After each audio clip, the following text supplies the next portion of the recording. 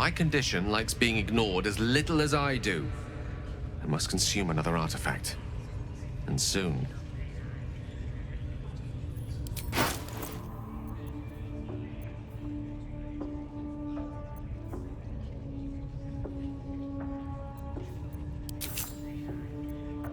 Thank you.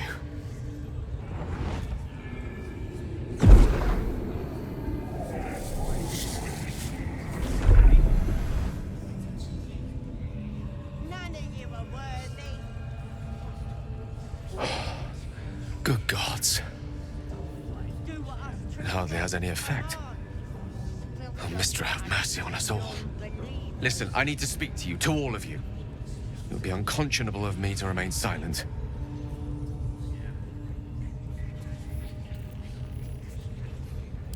I might just be about to remedy that.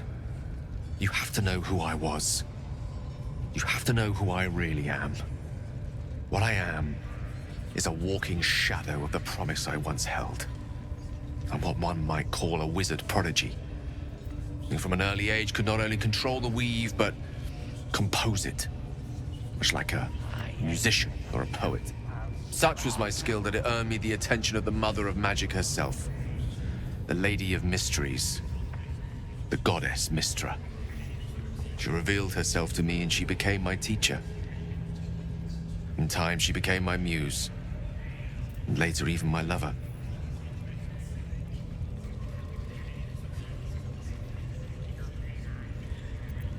Oh yes, we enjoyed each other's company.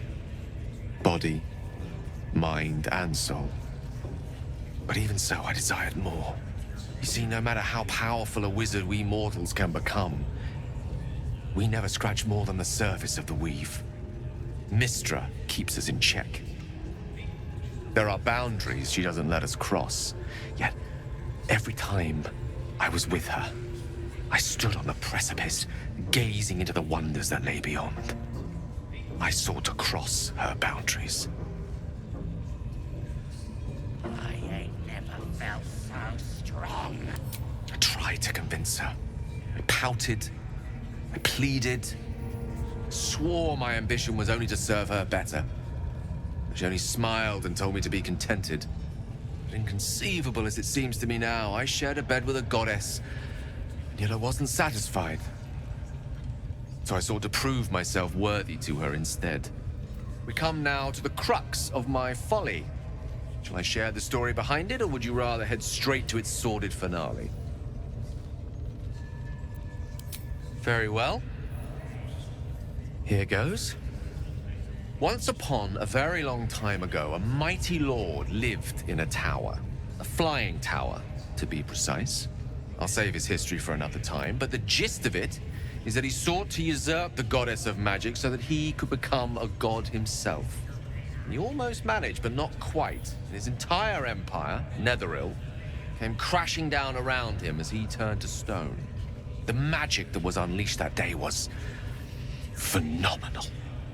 Roiling like the prime chaos that outdates creation. Even the weave itself could not withstand the onslaught.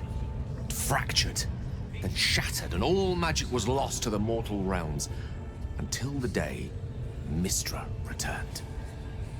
She restored the weave, reuniting all its scattered shards. Or so I thought.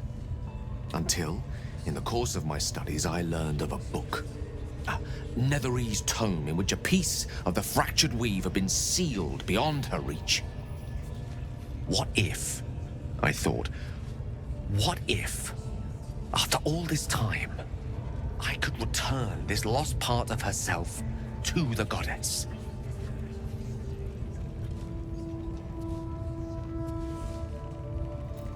The answer was to try. The outcome was to fail. I was certain that this deed of raw power, draped in romance, would convince Mystra to take me by the hand and welcome me into her hitherto forbidden domains. I was mistaken. I obtained the fabled book and took it into my study. As for what happened next... Here. Place your hand over my heart. Let me show you.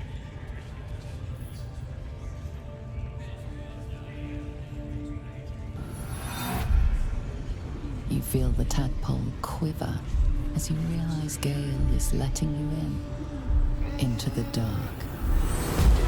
You see through Gale's eyes, staring down the corridors of a dread memory. A book, bound, and suddenly opened.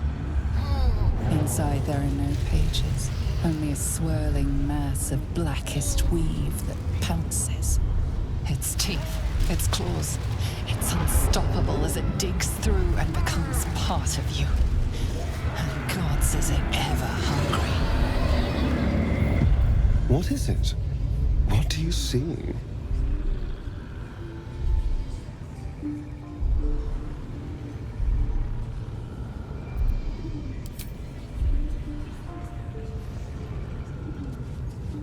Terrifying, isn't it? And that is only the beginning. This Netherese blight, this orb, for lack of a better word, is balled up inside my chest. And it needs to be fed. As long as I absorb traces of the weave from potent enough sources, it remains quiet. Were it ever to fully destabilize, however.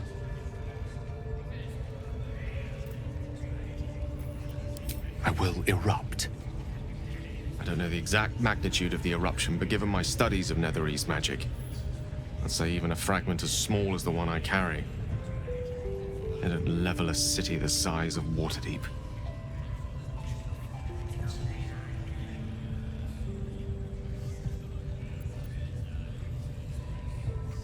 We might chance upon a king's collection of magical artifacts around the corner. We might cross paths with a miracle round the bend. Then again, we might not. All of this, it must feel like a betrayal. Say the word, and we'll part ways.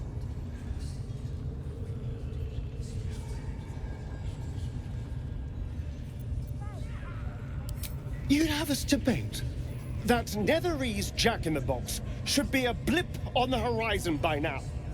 I'm in two minds. And frankly, don't care a great deal. Either decision is fine by me. That is a great relief. Oh, a great relief indeed. You truly are a soul that steals my own.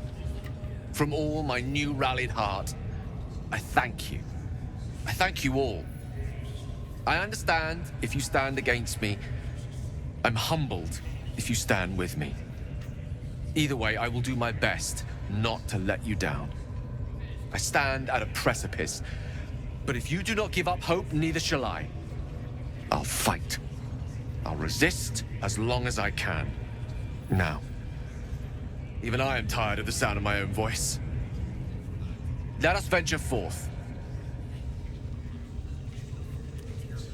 To think, Gales had this devastating orb within himself the entire time, and only just mentioned it. Who'd keep a secret like that from his friends? You can't trust anyone these days. Go ahead. I'm listening. Ah, yes. Karsus. Karsus was perhaps the most powerful wizard that ever lived. The child who would be a god, the elves called him. And he tried. With a spell of his own devising, he endeavored to usurp in one fell swoop the power of the goddess of magic. Mistral, she was called then. Imagine what it must have felt like. To be a god. To know yourself, to be untouchable. To be mistaken. As Karsus aimed his spell at her, she began to unravel. And with her, the entire weave. Too late did he realize what he had unleashed. It would have been the end of everything had not Mistral sacrificed herself. The goddess of magic is all magic. By dying, the entire weave was lost, and the spell that challenged a god failed. It was the end of Mistral, the end of Karsus, and the end of an entire civilization. As the child who would be a god was turned to stone, his empire came crashing down around him. The floating cities of Netheril were no more, an event that came to be known as Karsus's folly. For a spell, Mistral was reborn as Mistra. Upon her return, the weave returned with her. Now, so many centuries later, I try to follow in the footsteps of Karsus. Not to destroy Mistra, but to prove my love for her. I tried to control only a fraction of the magic that was unleashed that fateful day. I merely sought to return one tiny diamond to an imperfect crown. Gale's folly, one might call it. History, repetition. It's the way things go.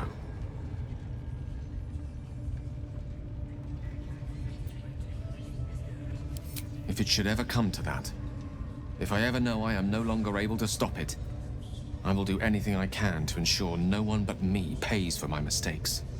I will find the remotest place on the surface of Faerun, or perhaps far below in the depths of the Underdark. I will await that death, alone. I promise I will not betray your trust. You kept me by your side despite the menace that I am.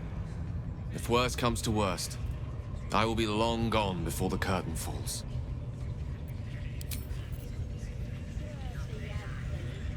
So Gale's been walking around this whole time with some sort of magic bomb in his chest.